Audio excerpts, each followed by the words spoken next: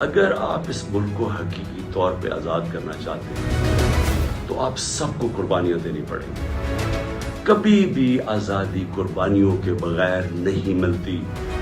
جو چھوٹا سا طبقہ قبضہ کر کے بیٹھ جاتا ہے، اگر آپ کا کسی کا خیال ہے کہ یہ جو قبضہ گروپ آرام سے چھوڑ کے چلا جائے گا، غلط فہمی میں نہ رہے۔ آزادی کے لیے قربانی اور جدوجہد دینی پڑتی ہے۔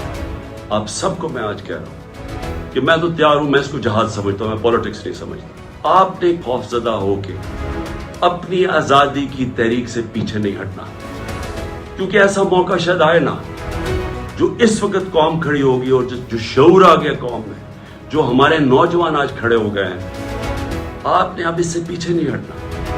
یہ تحریک ادھر پہنچے گی جدھر ہم اپنے آپ کو ایسے ایک وہ پاکستان بنے گا جدھر ہمیں کوئی خوف نہیں ہوگا کہ ہمارے اوپر کوئی ظلم کر سکے۔